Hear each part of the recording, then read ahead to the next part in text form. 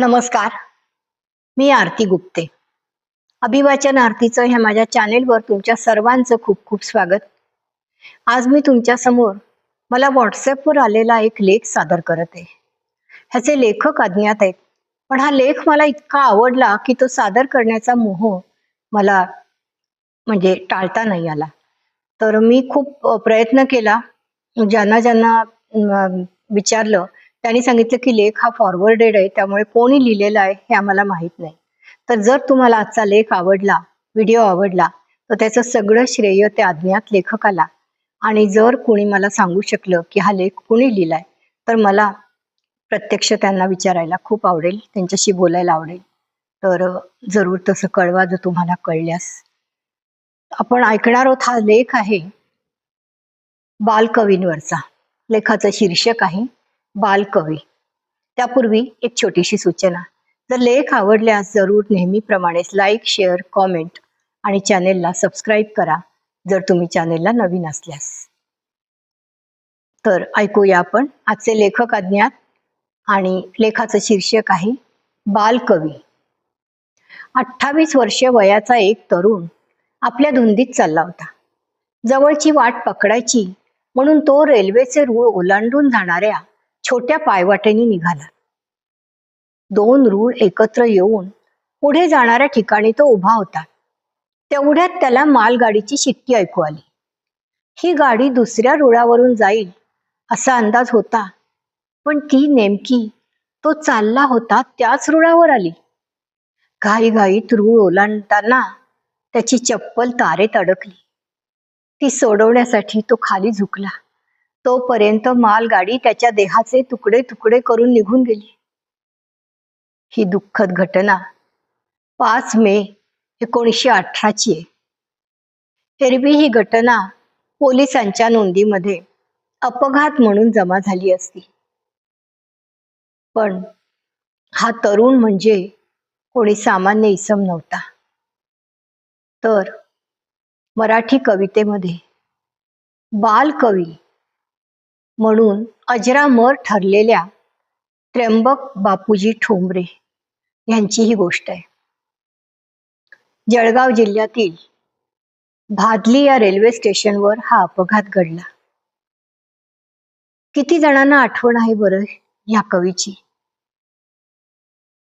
आनंदी आनंद गडे, इकडे तिकडे चोहीकडे, वरती खाली मोद भरे, वायू संगे मोद फिरे, नभात भरला दिशात फिरला,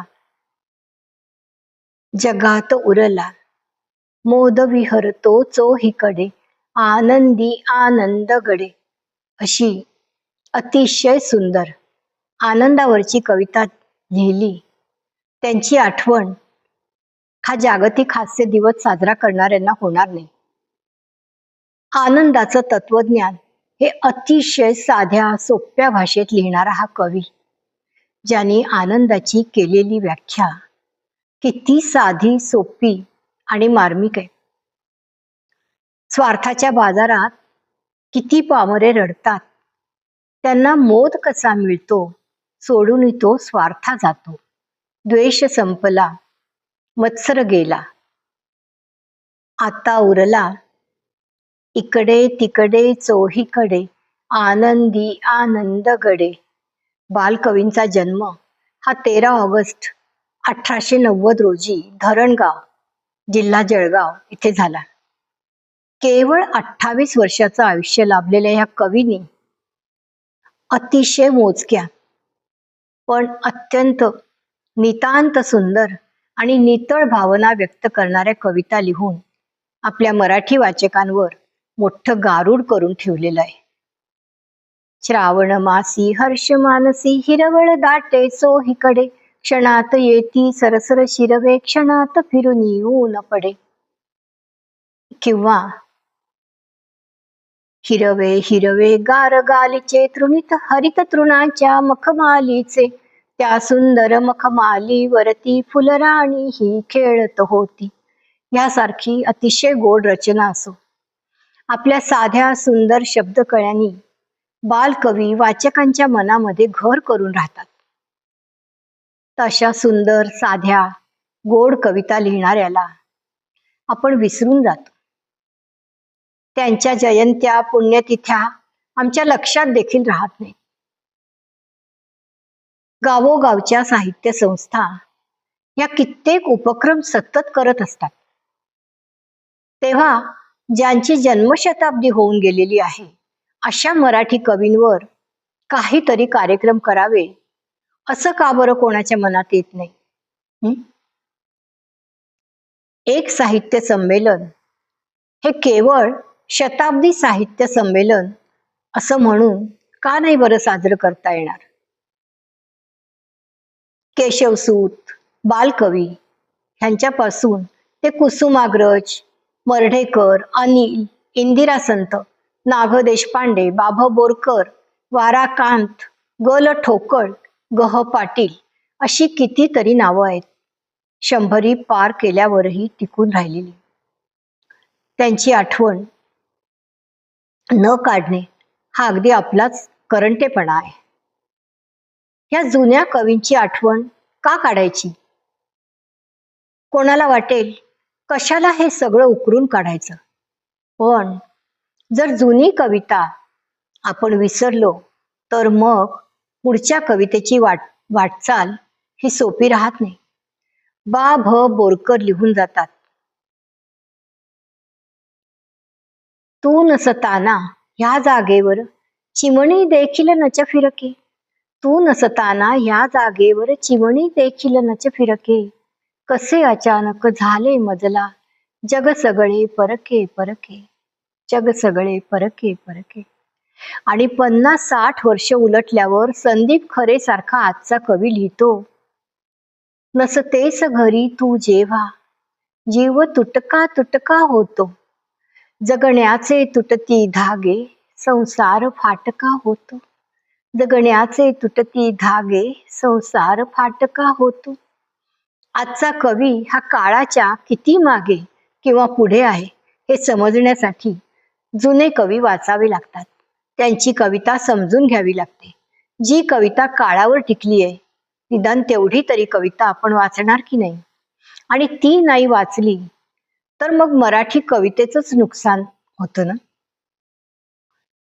आता बालकवींच्याच आयुष्यातली एक काळीच हेलावून टाकणारा प्रसंग हा काळीच हेलावून टाकणारा प्रसंग आहे, जेव्हा त्यांच्या शरीराचे तुकडे तुकडे त्यांचे स्नेही आप्पा सोनाळकर पोत्यात भरत होते.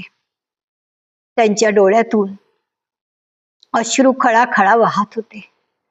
बालकवींच्या सदऱ्याकडे हात जाताच आप्पांच्या लक्षात आलं की आतमध्ये घड्याळे आणि ते अजूनही चालूच आहे.